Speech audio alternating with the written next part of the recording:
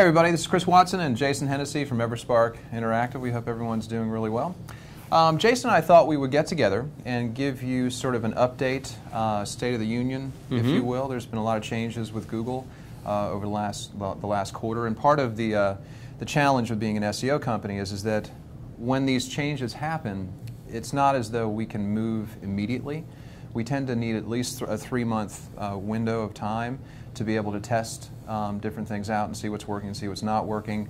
A lot of you have been asking a lot of questions about the Panda update, and we get a lot of questions on our blog, and we certainly get a lot of questions from our clients. And we wanted to sort of frame the discussion and let you know what we're doing about it, what it really means to you as one of our clients, and more importantly, the strategy that we're now implementing as a result of Panda, and there's another update called Caffeine. So Jason, I just thought we're going unscripted, as we tend to do, but we want to give you a sense of what we're seeing, how it affects you, and what we're doing about it, and hopefully by the end of this video, you'll get a better sense of the pieces and how they all fit together. You got to understand that the SEO landscape has changed dramatically since, 5 years ago, you could keyword stuff into your meta descriptions and your meta keywords, and boom, you're #1 for pretty much anything you want to be. 2 years ago, it was a proposition of 15% of SEO was on-page factors, and about 85% was off-page factors. You could then run out and build 10,000 links into a page for pretty much any keyword, and as long as you knew how to link build the right way, bam, you're #1. Sure. And that was even working up until about 8 months ago, 6 months ago. But the Panda update, when it came through, it kind of shifted all of that, and it made us focus on something that Jason and I talked about. I think it was in January or December. Yep. We did a 2011 update like this and sent it out to most of our clients, talking about content. And little did we know how significant that sort of proclamation would be now that Panda's come through and how it's affecting all of our clients. So, is there anything you want to say before we? We were the SEO Nostradamus. Right. No, I think it's everything that you're saying is hitting it right on the head. There's been so much theory going back and forth, but in reality, nobody really knows what Panda consists of, because for all we know, they continue to roll it out each and every day. They're rolling out different pieces of it. Yep. So just when you think you got it figured out, this only happened in February. Yeah. So just when you think you've got it figured out, there's still other things that are coming out and being released within the algorithm that you have to then debunk and then strategize. Yeah. But the good news for us is that we haven't really seen a major drop in any of our clients, really. Not really. The ones that have been affected have been e-commerce sites. That's what I was going to get into. So, like, most of our clients, we do a lot of work with lawyers. We do a lot of work with big brands, like Fortune 500 brands. And a lot of that stuff is still stuck at the top of Google, #1 position for a lot of their terms. Yep. Having said that, it has become a little bit more difficult to move the needle as fast as we used to. Yeah. And without adding content and continuing with everything that we're about to discuss, there's all these different questions that you have to answer with regards to keeping current with this Panda update, which again we'll discuss here in a few seconds. But like Chris said, who really got affected most is two people. The sites that actually rely on actually putting a lot of ads on their site. So you have shallow content, as they call it, and then you have all these different ads and banners, and you're just basically trying to attract eyeballs for the purposes of actually getting either the CPM or getting them to click on the AdSense. Yep. The other side of this that really got impacted, and in a lot of the SEO brain trust and different forums and stuff where I hang out, you've got guys that really, like, their traffic got put in half, like 60, 70%. Is these e-commerce websites, and it's very hard to think that just because you have a website that has all these different products and you have a ton of links to it, that's worked for a long time. But they've always said it in the background that you should be writing unique product descriptions for every single product that you have. Yep. And most people just ignored that, and they just took a batch of 2,000, 3,000 products, uploaded it to their site, Yep. didn't rewrite the product description. So now if you actually take a query of that description, like just take the first sentence of any product description on your website, if you're watching this and you have an e-commerce site, copy it, put it in Google, put quotes around it, and if you see 2,500 results that come back with the same exact content, well, you've got a problem. Yep. And if you haven't been affected, it will probably affect you relatively soon. Yeah, yeah, and that's a great point. And I think there were a number of phases of our anxiety with the Panda update, right? And we sort of got past the first two. When it first came out, Amit Sangal from Google's head of search, he published a blog post on Google Webmaster Central blog, and he named it More Guidance on Building High Quality Sites, right? And so we were reading through this. In fact, we're going to put a link to that whole list on the page this video is on, or in the email. And when we first read that, we sort of, in the back of our mind, we kept thinking, all right, this is about content. Good. Okay, it's content, and it's really seeming to speak to e-commerce sites, and so we weren't worried, and it's not that we're worried, it's more that it wasn't affecting us until we kind of went through the third phase of anxiety, for want of a better description. What I mean by that is that if content is now as important as link building, which I think it can be argued that it is, right? If we were able to take a site and say it was in a moderately competitive market, say it was a legal website trying to compete for Personal injury lawyer in New York, whatever. That's a moderately competitive market, or some would argue a very competitive market. Gone are the days of hiring guys like us and just being able to say, all right, you guys do what you do with link building and boom, I want to be number one.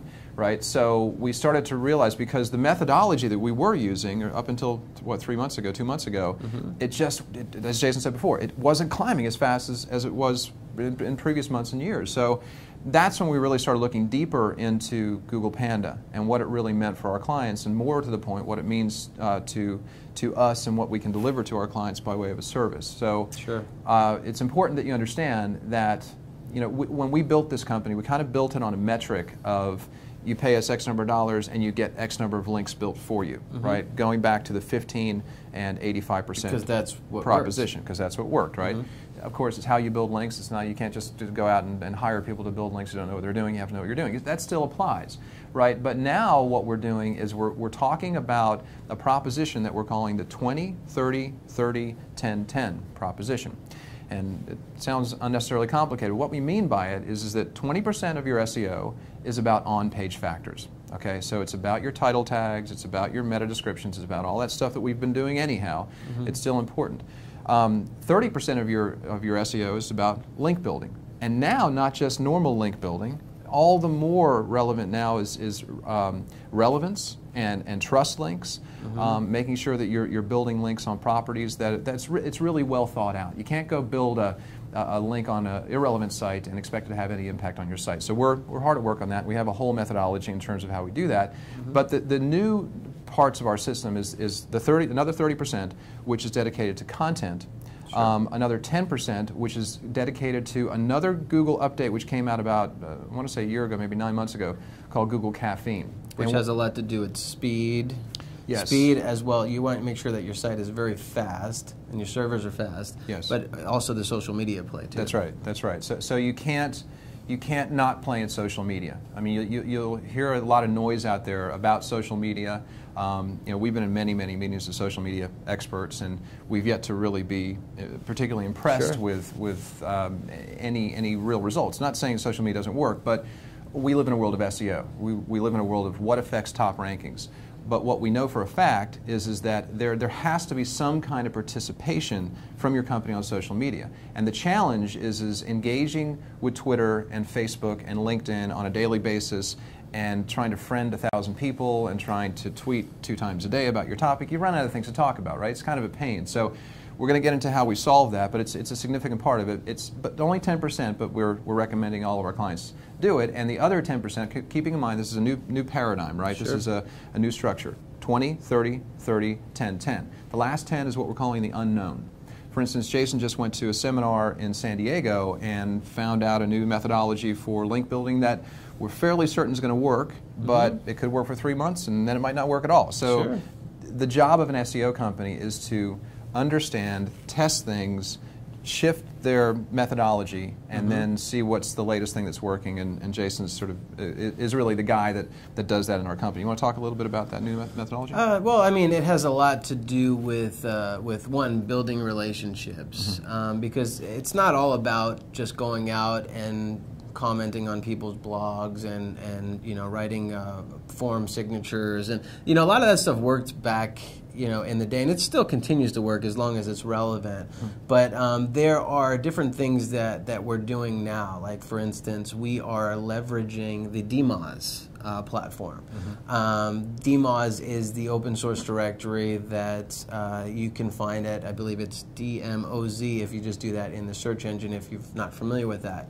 But these are sites that are extremely valuable and trustworthy.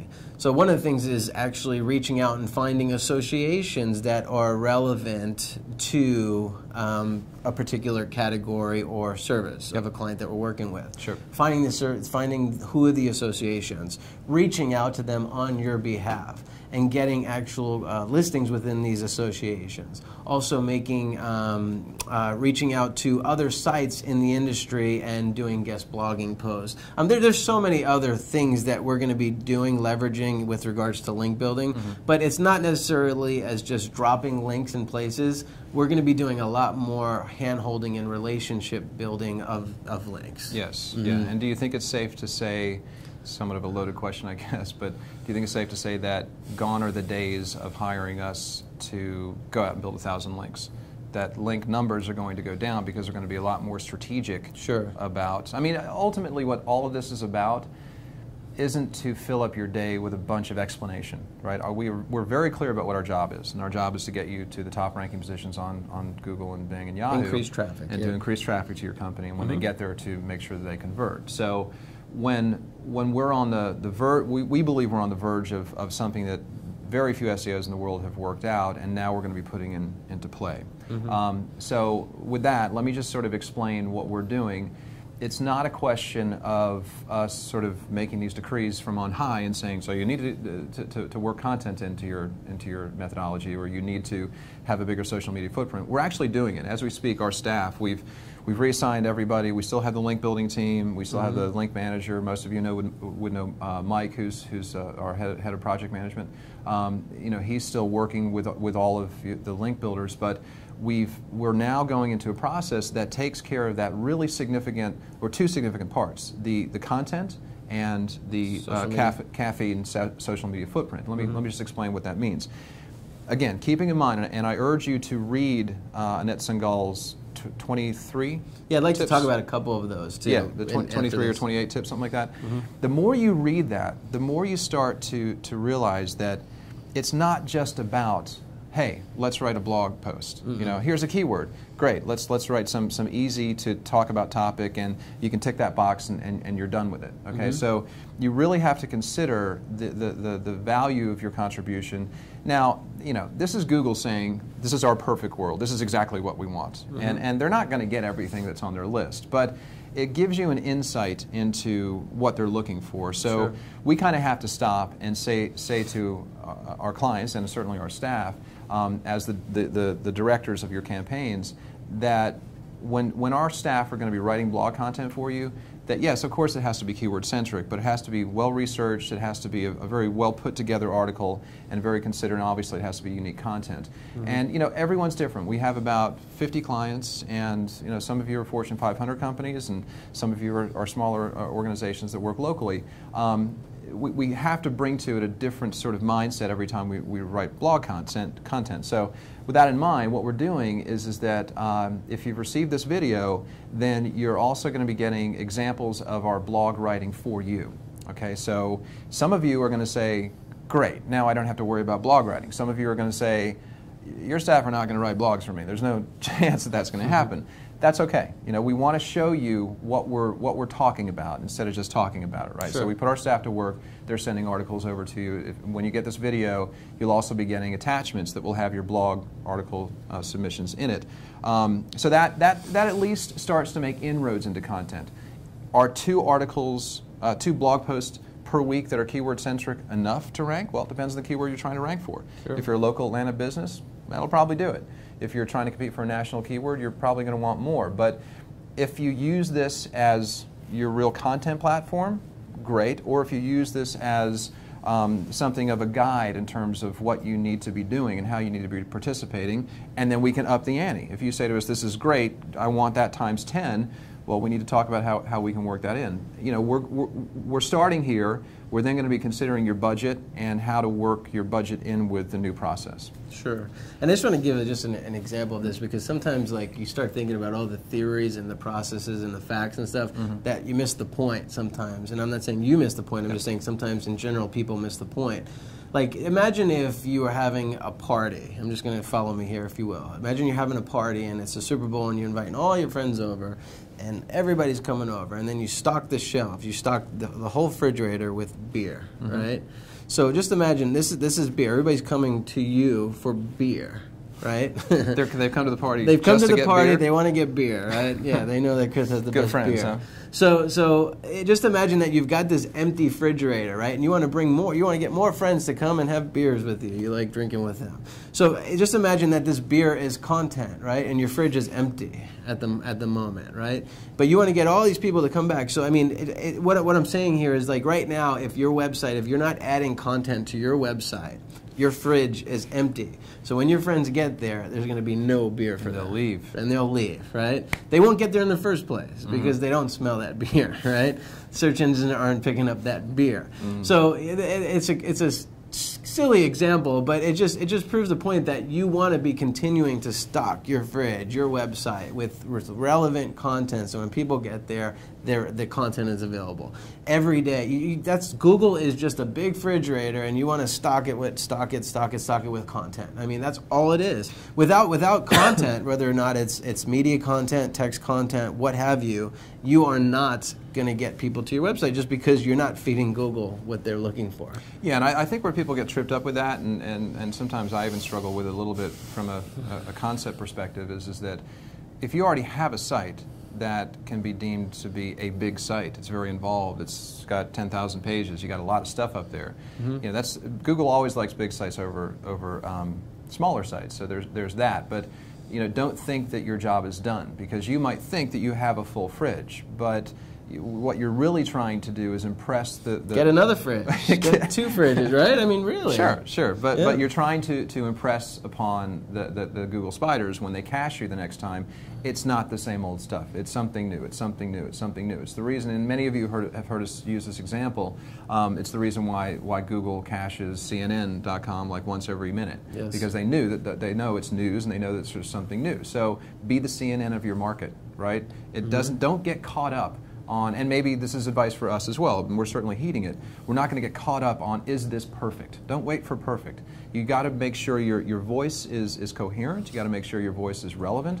You got to make sure that the style of writing fits your company. We get all that, but don't get caught up on perfect, because you're going to be slowed down and filling that fridge up. That's right. That's right. Did you just make that I just analogy? did. Yeah, really? just thinking about it. So let's talk a little bit about some of the questions that that they posed in the blog, Google. Sure. We probably don't want to get into all of them, but a couple of them, just so that we can lay out just what Google is expecting with this new update. Because they're really trying to refine it. They're trying to perfect their algorithm so that it's a best user experience. Yes. Yes. So, a couple examples. Would you trust the information presented in this article? Okay, seems relevant, seems pretty easy to understand, but what exactly does that mean in your mind? Would you trust the information that is in this article? I read that as to mean, is it a singularly unique idea? Okay. Have they taken it from someone else? Are they plagiarizing? Are you not really thinking about it and putting that thought process on paper? And I think you're exactly right, but I think one of the other things that they're doing is, I think they want you to source where you're getting this information from, right?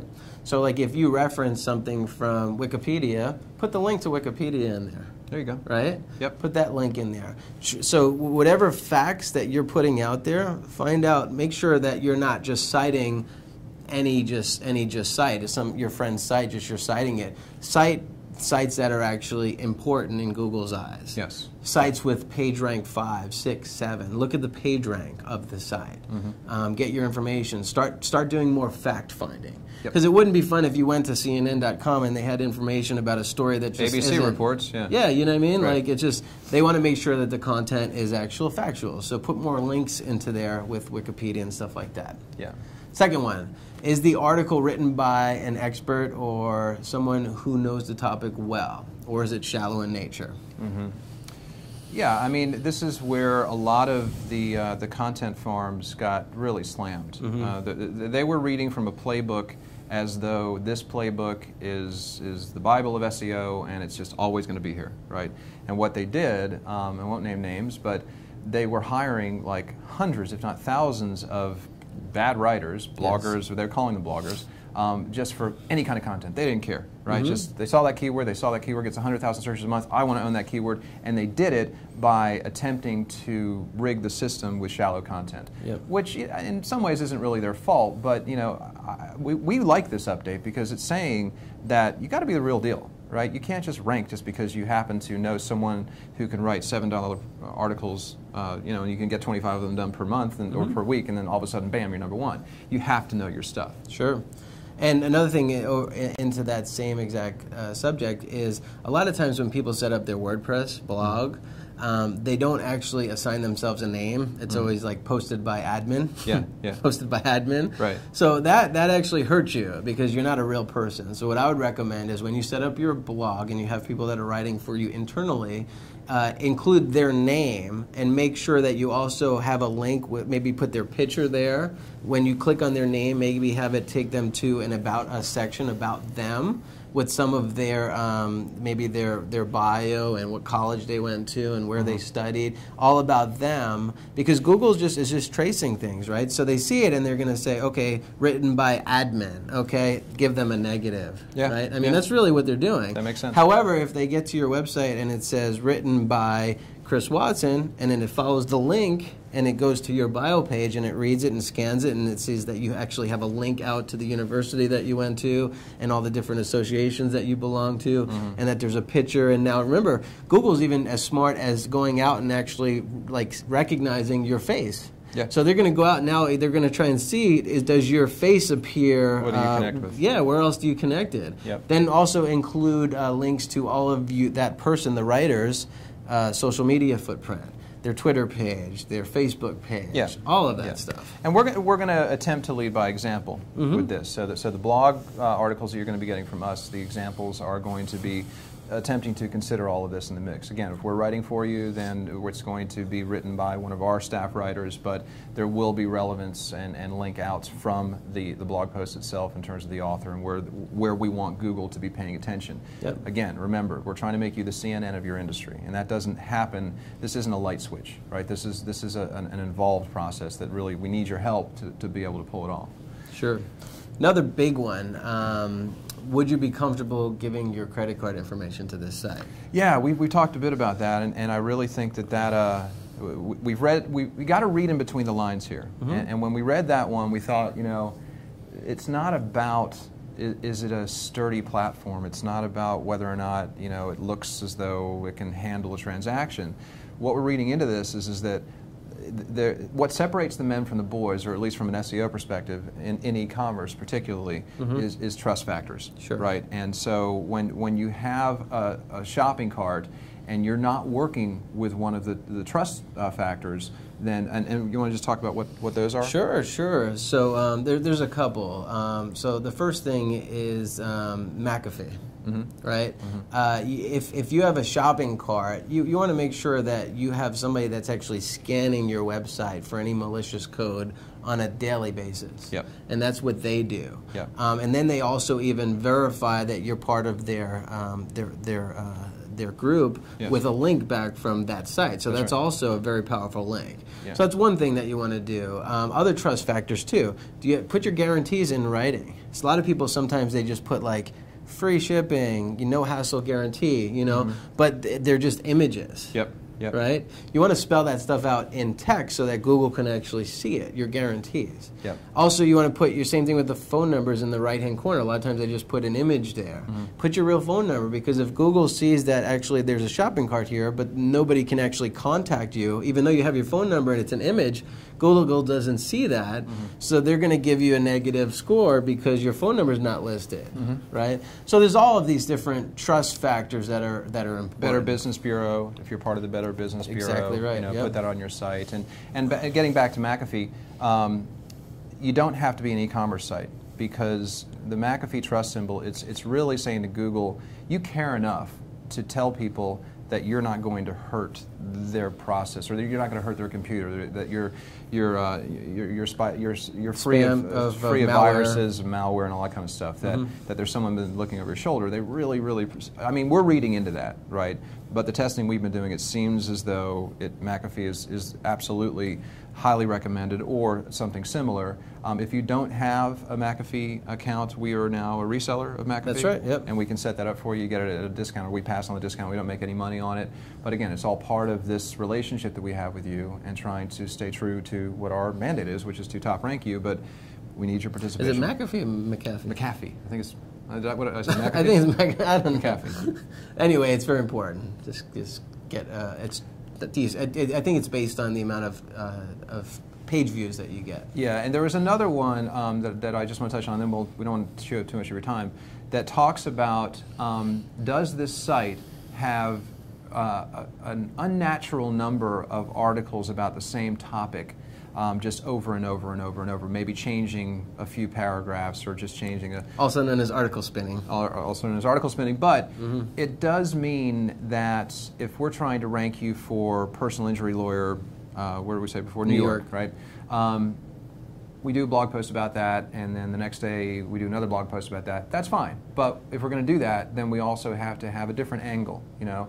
I said recently to a client that we're just about to start to work with, a very big company here in Atlanta, when they were not really struggling, but I expanded upon the topic of they have a specialist on staff, and they said, well, you know, she can blog post maybe once a month, but you're not going to get anything more out of her than that.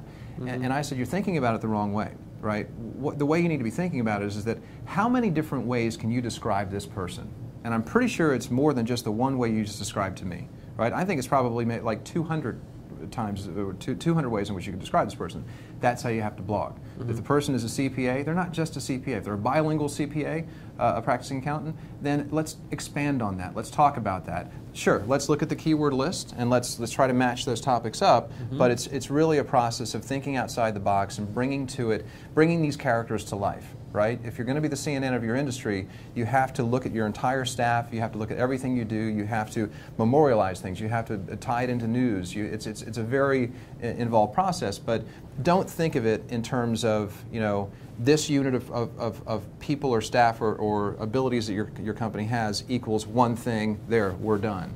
And to that point, our job is to guide you as best we can when we see the content being written, and we're starting to see, well, hold on, Google's going to read that as it's just stuff you're trying to rank for, as opposed to a genuine, unique thought. Sure. It's very important. Yeah. And while you're adding that content, I think it's important to also make sure that you do proper spelling checks, stylistic, factual errors, grammatical errors. Just make sure that your page, just imagine this, whatever content that you put on your blog or your site, just imagine you're sending it to an editor of the Wall Street Journal, and if they like it, they're going to put it into press. There you go. So. There you go. All right, so let's move on. So you'll be getting 2 article examples from us, and the next thing we want to talk about is this Google Caffeine footprint. When caffeine came out, I adopted a strategy here at our company, which really worked very well, and now we're going to be giving it to all of our clients as part of our service.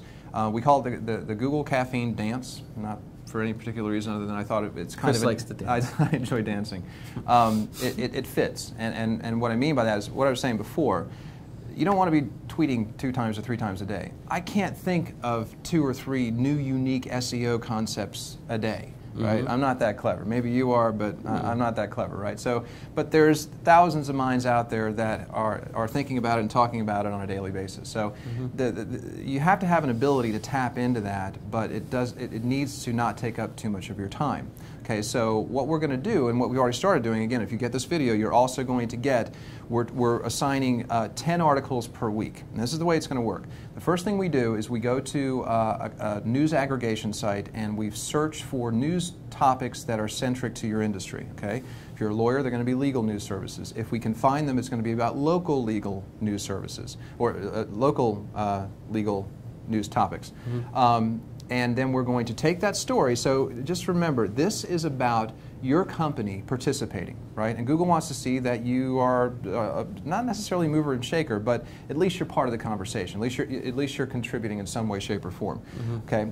So we're going to go to this content aggregation site. We're going to grab articles. We're going to pass them on to you on a weekly on a weekly basis. We're going to send them to you. But we're going to take that article. We're going to shrink it at Bud URL, and we're going to then take that Bud URL. And the reason you do that is you can't take one of these long URL strings that's attached to a story from USA Today or whatever, and then put it up on Twitter. It's just too big, right? So it's a significant step, a little one, but it's important. We shrink it. We put it up on probably use the Google one. The new Google. Is there a new Google? Yeah, one? yeah. Okay, Might cool. as well use that. We shrink it, we put it up on Twitter, Twitter feeds to Facebook, Facebook feeds to LinkedIn. And that Google caffeine dance is enough. What we're seeing is that better than nothing. It's way better than nothing. You should be, if you're going to be really participating, we don't profess to be social media experts. We don't really offer social media, but we have to be able to come to the table with something that's compliant with Google caffeine, and that's what this whole thing is about. So again, what we've done is we've gone away, we've grabbed 10 articles, and this is going to happen every week. It's going to be monotonous regularity that we're going to be doing this. And every week you're going to get 10 new articles, and some of them you're going to look at. I was on a call earlier this morning, and he said, you're going to get articles from our competition. We're in a very narrow space. I'm like, okay, we get that. We're not going. If we do, you're going to see it before we run it, and don't worry about it. We might not get it right the first time, but we're going to be trying to get it right on a weekly basis. And those two things, blog content, caffeine dance, you're going to see a lot of content coming from our camp. And again, we're not necessarily waiting to say, is this okay with you? Because you absolutely have to do it. You're not going to climb in the rankings if you don't match intelligent link building with intelligent content. That's right. And Matt Cutts, who's the head of Google Web Spam, has even come out and he said that they are looking at these social variables, these signals. Yes. Twitter feeds. How many followers do you have? Who do you follow? Who do they follow? Yep. Are they all relevant to your industry? I mean, plus the Google +1. That's a whole other signal, because right now Google can't access Facebook content, so they can't access that. So instead, they see how valuable these Facebook likes are, Facebook likes. So what they've done is they went out and created their own like system, and it might bomb. I mean, it might, but like Google Buzz, right? That's not really doing well with it. Right. Or it might completely take off and it might become an important part of the variable. But you always have to bet that it's going to take off, because if Google puts their engineers behind something, there's a reason for it. And they're going to definitely continue to use that as a signal. So I would advise you, or we'll do it for you, is to put the Google +1 button on your website, so that when you post one of your most recent articles on your Facebook account, your LinkedIn account, or what have you, your friends can actually just click the like button on Facebook as well as the Google +1. Yep. Now, this doesn't mean to say we're not doing everything we've always been doing. If we haven't talked to you about the significance of video, absolutely. We need to talk to you about the significance of video. We're getting great rankings for video, for clients with videos. If you don't have video, we'll create it for you. It's just part of your package. We're not concerned about, we're going to charge you an extra $2,000 or whatever for a video. Within reason, it's all budgetary, so, Jeff, our COO, is certainly clamping down on what we can and can't give away for free, but we want everyone to participate in video. It's really important that it works. The other part of what we're going to come to the table with is we want to be able to do a press release at least once a month. That's both content and it's linking, right? So it's a link strategy, but there's a lot of weight. So if you can imagine, the Panda update talks about content, but if you read between the lines, it's talking about authority, right? It's talking about the fact that we're not going to start ranking everybody just because you've done stuff that has worked in the past and just because you've been able to build lots and lots of links. And so if your authority comes from sources like what you're doing on Twitter, what you're doing on Facebook, what you're doing on LinkedIn, what you're writing about, who you're connected with, what your site, how many links, who's linking to you, this whole thing, it's safe to say that if you do a press release, and maybe it'll be once a month, let's just start with one, okay? And let's get that. We want to, if you're the CEO of your company, we want to interview you. We'll have our staff interview you. We'll turn that into maybe a video. We'll certainly turn it into a news story. We'll anchor text the news story. We'll run it out via PR web. That's just something we have to do. It's kind of like a silver bullet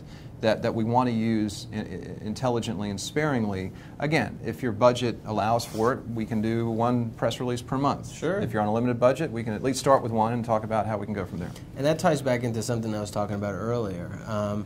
So a lot of people, they look, I have a day spa. What am I going to write press releases about, right? Well, one of the things that you could do and should do is for every person that's going to be writing your blog post, you might want to write a press release about who they are and what their background is and welcome them to your company and that they're going to be doing a lot of your day-to-day blogging and that these are their credentials. And because now what you're doing is you're setting them up as the expert, which Google asked in one of their first 3 questions on their blog. Yes. Right? So now you have something that's documented on PR Web, which is a very trusted, credible site.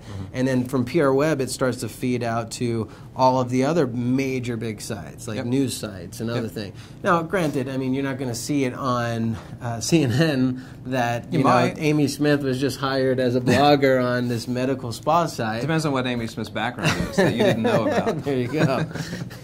But to my point, it's all it's doing is you're establishing, because nobody can establish somebody as an expert, but most of the times themselves. Right. I mean, you make yourself an expert. Right. I mean, right. So. Yep. So it's all good. I mean, we've really been in the weeds on this stuff. You know, it keeps us up at night when we are not able to do what we do best, which is to get our clients to the very top and just create an ocean between you and your competition. I mean, our mandate for this company is to create raving fans out of our clients. Sure. And when we don't do that, it just eats us up, right? Sure. That's all we're trying to do here. And you know, I don't want to be too impassioned about the whole thing, but it's really important to us. And we're very confident we've worked this out. And it's a two-way street. And I said it earlier today when Jason and I were talking, is that it's come the time where we're simply not, if we get given a huge account and they have lots and lots of money and they want to work with us, but they say to us, yeah, but we're not going to do that whole, you can't affect our site, or we're not going to take direction from you from a content perspective, we simply won't work with them. There's no point. Right, so it's with that in mind that we're trying to pull this off, and I think it's, the one thing, and I know this has been a long video, the one thing I wanted to lastly mention is that done the right way, this can expand your keyword ranking dramatically. Sure. Okay, so no longer, for a long time, at least a year or so, we tended to be, how many link associates are we assigning to what keyword? The hero keyword, like real competitive keywords. Right, right. So we weren't going wide, right? But this whole content thing, this gives us a great opportunity not to be focused on 1 or 2 keywords, but to be focused on 10 or 20, right? To really orchestrate it. Now, again, it depends on the competitiveness of the market, of course, but we're seeing a much wider berth with the ones that we've been testing it on, and I think that's very exciting. Stock your fridge with a lot of beer. Stock your fridge with beer. We're going to go off and drink beer now. That's right. Have a great day. Thanks for listening. I know this has been a long one, but it's important. Thank you very much.